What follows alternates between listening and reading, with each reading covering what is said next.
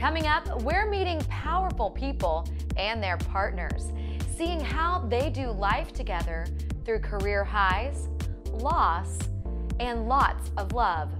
We're talking power couples. The Whitney Reynolds Show is supported by the Illinois chapter of the American Foundation for Suicide Prevention, whose mission is to save lives and bring hope to those affected by suicide. Sharp Vision Modern LASIK. Believing is seeing. Children's Learning Place. Excellence in early childhood education since 1998. Evolve Her, a collaborative workspace for women. Hollis Plyman & Company, a Jacksonville CPA firm assisting individuals and businesses with financial success. And Kevin Kelly with Jameson Sotheby's International Realty. Luxury is an experience, not a price point. Special thanks to Goldfish Swim Schools of Chicagoland, The Cryo Bar, Chicago Andrea Creative, Deluxe Cleaning Services, Tutu School of Chicagoland, Cellular Intelligence, and Export Fitness.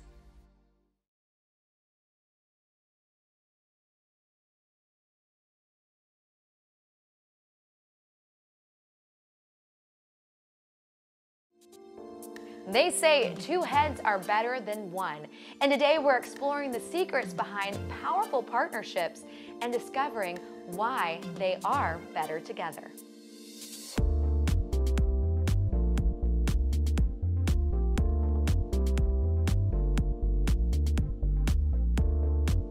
You're watching The Whitney Reynolds Show. Our first couple said I do through good times and bad, but didn't realize the devastating path they would soon encounter. When their son Danny was 4 years old, he tragically passed away after sudden unexpected death of epilepsy. Their journey, however, didn't end there. And fortunately for thousands of other families, neither did theirs. Let's welcome out Mike and Marianne Stanton, founders of the Danny Did Foundation. Welcome to the show, Mike and Marianne. Thank you. Thank you for having us. You know, it is a delicate issue that we're talking about today because the power that you've had came out of a tragedy. And what you've been able to offer the world through this has been incredible. But first of all, let's start with Danny. And how did he pass away? Well, he passed away from something called sudden unexpected death and epilepsy. Danny had epilepsy, which is a neurological condition that is characterized by recurring seizures. And what a seizure is it's the body's physical response to abnormal activity in the brain. So, and then what SUDEP is, or sudden unexpected death and epilepsy, is what Danny died from, is a death related to epilepsy for which there is no known cause or reason. And did you know that he had epilepsy, or had he had a seizure before? Yeah, I was with Danny. His first seizure was, he was laying in bed with me, and he was 2.5, and he started having a seizure. And I picked him up, and we got Mike, and I ran to our neighbor's house. He's a paramedic, and his seizure lasted for about 5 minutes, and we had no idea what was going on, and went down to the emergency room, and that was the beginning of our journey with Danny and his seizures. Do they know what causes them? Because, I mean, as a mom, laying in bed with your son and all of a sudden having his first... until we worked coming into the show, I didn't even know that that could be a thing, that all of a sudden your kid just could have a seizure. Yeah, so when we took him to the emergency room that night, there were no known triggers for his seizure. It could have been because he was sick, he had a fever, or he had been knocked in the head. But nothing like that had occurred, so they didn't know why he had that seizure. And we had a battery of tests done on him that night, and there was no underlying cause identified. So that being the case, we're told that sometimes this just happens to kids, and you leave the hospital. So after you left the hospital, how long was it after this first seizure to the seizure that took his life? He died when he was almost 5 years old, so 2.5 years later. Did you know that could be a risk with the seizures? Like at that point, had they explained that there was this thing called SUDEP? No, they didn't. They didn't even tell us about epilepsy at that point. And that's why we started the Danny Did Foundation. But when we left the hospital the first time, like I said, it was said that sometimes this just happens. After his second seizure, and he only had seizures while he was sleeping. And after his second one, we took him back to the doctor, and that's when they started medication and regular EEGs for him. But still, there was no mention of epilepsy, and certainly no mention of SUDEP. Wow. And so going back to when he passed away, when that happened, did you take him right to the hospital? Like, how did the seizure start? Did you wake up right away? Did you have cameras in his room? Like, how did that night unfold? We found him in the morning. So he had a seizure while he was sleeping overnight. And I found him in his bed in the morning and yelled to Mike, and Mike picked him up and brought him downstairs and was performing CPR on him. I ran next door to our neighbor's house, the same paramedic, and he rushed over. We called 911, and emergency came. I know none of this part of the story is easy, and I feel like everyone watching is here with you. And thank you for being bold and walking us down there, because hopefully we can help families that could be in similar situations. So with getting him to the hospital and Danny passing, some people, relationships, when hard times hit, it ends. How did you guys stay together through that? Because, I mean, that seems a very rock bottom moment. Well, I know that Mike and I understand that we will always be living with grief, right? We understand that we have changed forever. We are not the same people. But I also know that we believe that the best thing to do is hold on to one another in order to live our best life. And so, it's a work in progress, and the umbrella is we love each other, and so that's how we continue. Is there any secret to what has made this work? Because I know everything you said, the love is strong and the grief is forever. And that's a really honest statement, because just because the years pass, it doesn't mean it gets any easier. There's still birthdays pass. There's still things that happen that trigger those emotions. What has been, like, would you say, the secret to your success as a couple? Well, that's a big question. I'll echo what Mary Ann said about, the passage of time facilitating some sort of an acceptance that our son died. And that somehow that sparks a greater love for each other and a stronger appreciation. And I think very much that's what the public sees and wants to see, especially in light of the great that the Danny Did Foundation does. But what you come to realize as a couple is that heartbreak that you live with, it never goes away. And so you you spend an enormous amount of energy addressing that and just managing that in your day-to-day life, just to stay afloat and to keep your sanity. And in that context, it's a miracle, I feel, a great miracle that we're still together. Yeah. Because you definitely go in different directions, and you deal with this grief in different ways, and you understand it in different ways.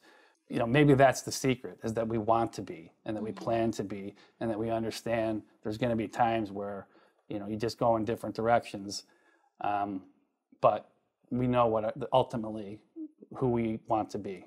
How was the Danny Did Foundation formed, and how long did it take before you said, okay, we want to honor everything that Danny did in his short life? Yeah. Well, after he died, there was a great deal of anger and depression and hopelessness right out the gate.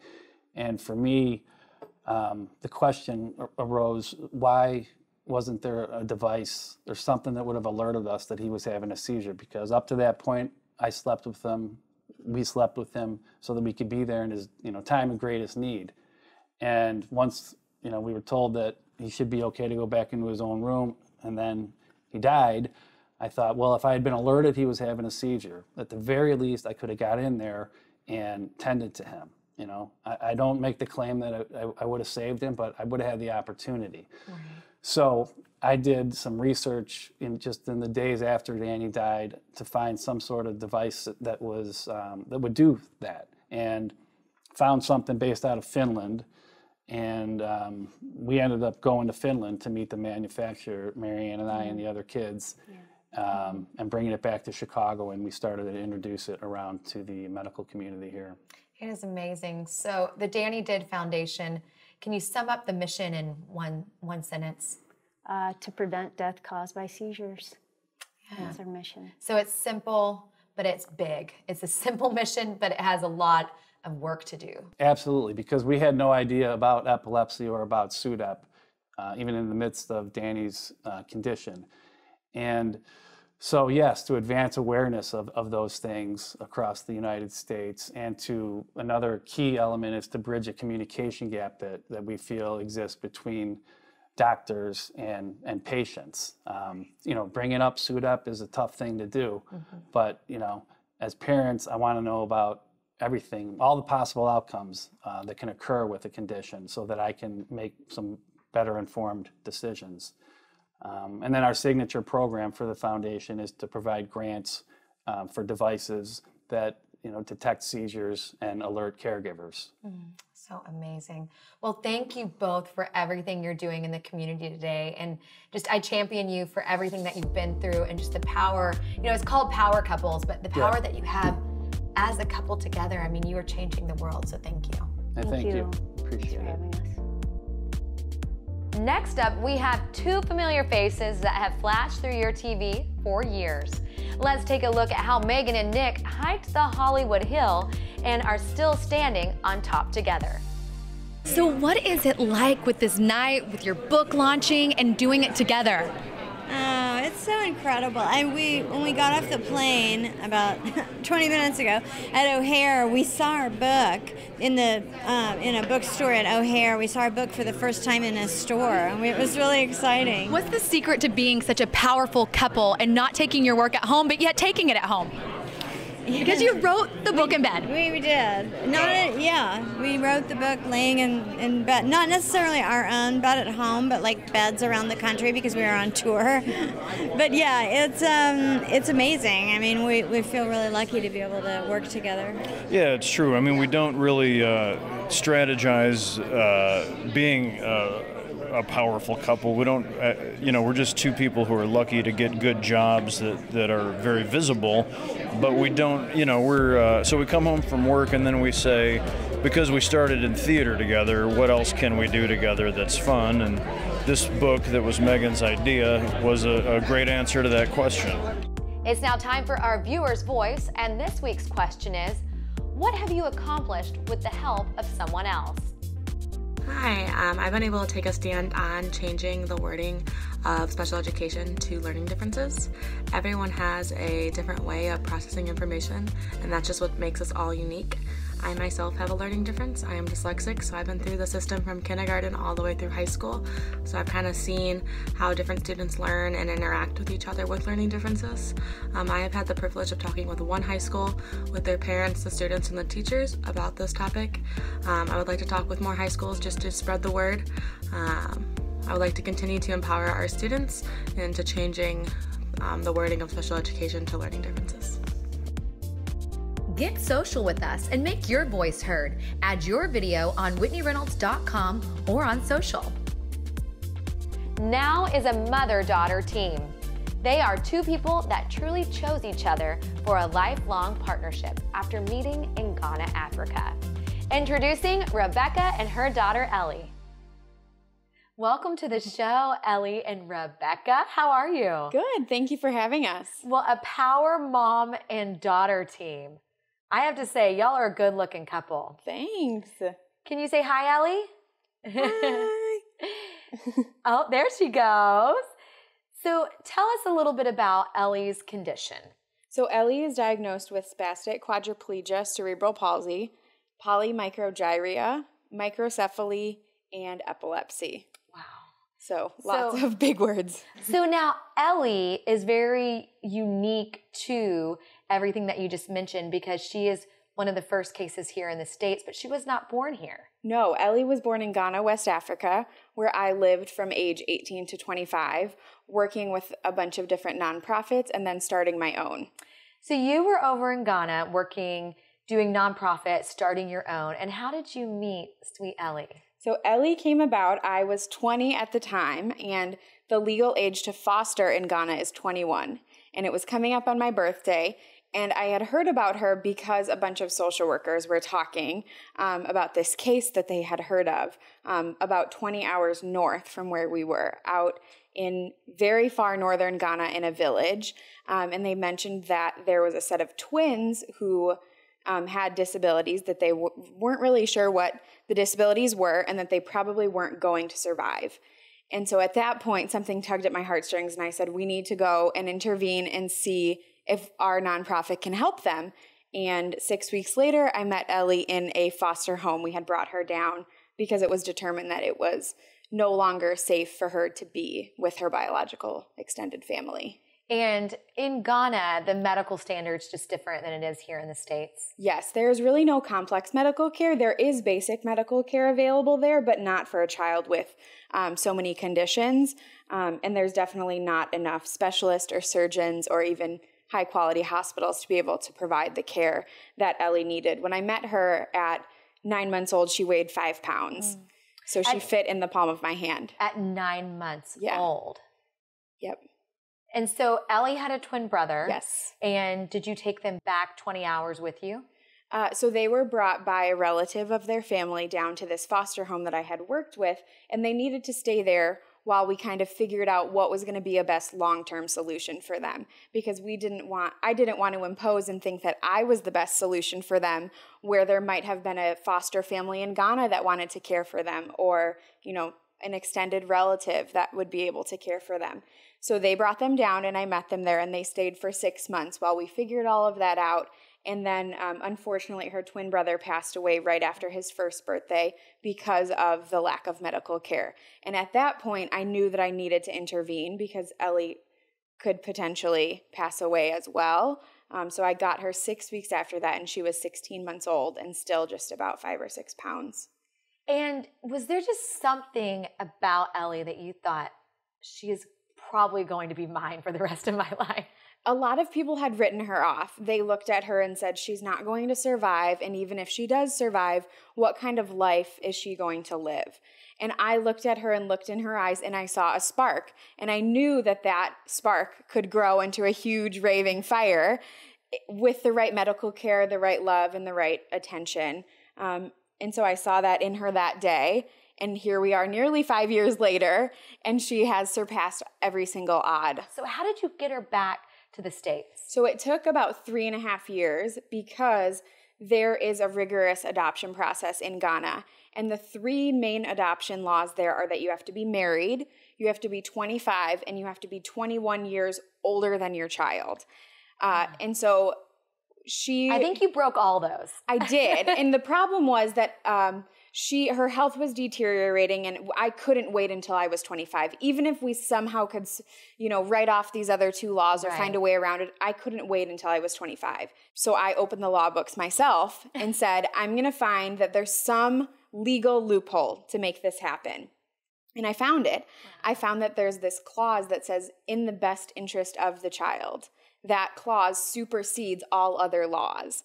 So I said, I am in her best interest for her to be adopted. And so we actually went to the Supreme Court in Ghana and got all of those 3 waived. Because at the time, and I was not 25, I am now. I'm not married currently, and I will never be 21 years older than her because of our birthdays. Wow. And yes. So here you are now, and Ellie has overcome so much since she's been here. Like you said, she's a walking miracle. Yes. Because were you told that she wouldn't live as long as she has? Yeah, I was told in Ghana when a doctor first saw her that we did an MRI, that it wasn't compatible with life, that he didn't even know how she was surviving, let alone, being able to function. And now all of her doctors here are amazed at her that she is using her communication device. She walks with a walker. She goes to kindergarten. She can actually talk through her device to you. Like you said, that's normal in the car. Y'all can have a conversation. Yes. And we actually asked Ellie a few questions ahead of time, like what's her favorite thing to do? What is her favorite thing to do? She said that her favorite thing to do was go shopping at Target. Whoa, you like to go shopping, huh? Yes. And with Ellie, what has been your secret to a successful partnership in mothering Ellie, and then Ellie also, being with you? I think it's just been our connection, because she has spent every waking hour of the day since she was 16 months old. Next month she'll be 6. With me, we just have a bond that needs no words. I can look at her and just kind of know what she needs or what she's feeling, and now that she has a communication device, she can verbalize that and tell me, and they're always spot on to what I'm thinking. So in a room, if she's ever scared or nervous, she looks around and finds me, and we can connect, and she knows that she's calm then. She always knows when I drop her off at therapy or drop her off at school that I'm always coming back, that I'm always going to come back and get her, and that she is not going anywhere. Well, I tell you, mother-daughter bond is a very, very special thing, and a connection that needs no words. I love that. Thank you both so much for coming on. Thank you so much. Here's our guest that directed and wrote a movie that features a couple that found their power and impact through foster care. He is no stranger to the plot for Instant Family because it was based on his real life. Let's take a look. So Instant Family, you have such a personal connection to this.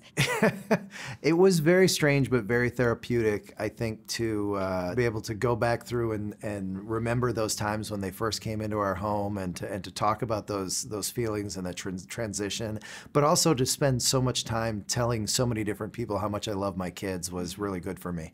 That is amazing. And foster care in general, and then moving into adoption, it is really one of those things that you can take a normal couple and they become a superhero for those kids. Did you see that play out in your own life?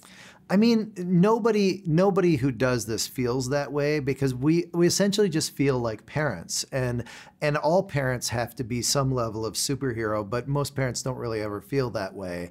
So no, I think, and that's an important element of the movie, is that these characters, just like me and my wife, we didn't feel special, and that was what made it hard for us to get into it, because we thought, well, don't people that do this, aren't they those sort of like heart of gold types that can kind of deal with anything? And then we got into it and just found out that ourselves and all the people we met were just regular people who just decided to start a family in a different way. What would you want people to know that were thinking about maybe dipping their toe in the foster care water? 2 things. One, and this is what I hope that the movie conveys, that people have these negative, unfounded feelings toward kids in foster care, that there's a lot of pity, there's a lot of fear and trepidation. And then when you meet the kids, you have this feeling of relief of just like, oh, they're just kids. And I mean, they definitely, their stories there's trauma and tragedy in these stories, and these kids have things to work out like we all do. But at the end of the day, they're just kids who need love, and they need parents, and they have love to give. And so it's been a wonderful experience for me. The other thing that I always tell people is you don't have to decide. You can just go to an orientation. There's no strings attached. And if you go and you find it interesting, you still have to become foster certified, and that's going to take you a few weeks. So you have that time to kind of to learn more and figure it out. My wife and I didn't decide to do it until we were done with the foster classes, and then we just said, okay, we're jumping in. That is awesome. Well, thank you so much for your time in this movie. Thank you. Power couples can be formed and found in many places, as we saw today. They can make for a pretty special bond. And ultimately, that's what everyone on today's show has found. For more information on today's show, go to WhitneyReynolds.com.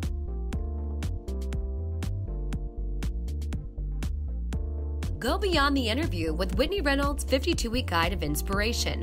The book goes deeper with the topics you see on The Whitney Reynolds Show. To get your copy for $12.95 plus shipping and handling, go to WhitneyReynolds.com/store and use code PBS. The Whitney Reynolds Show is supported by the Illinois chapter of the American Foundation for Suicide Prevention, whose mission is to save lives and bring hope to those affected by suicide. Sharp Vision Modern LASIK. Believing is seeing. Children's Learning Place. Excellence in early childhood education since 1998. Evolve Her. A collaborative workspace for women. Hollis Plyman & Company, a Jacksonville CPA firm assisting individuals and businesses with financial success. And Kevin Kelly with Jameson Sotheby's International Realty. Luxury is an experience, not a price point. Special thanks to Goldfish Swim Schools of Chicagoland, The Cryo Bar, Chicago Andrea Creative, Deluxe Cleaning Services, Tutu School of Chicagoland, Cellular Intelligence, and Export Fitness.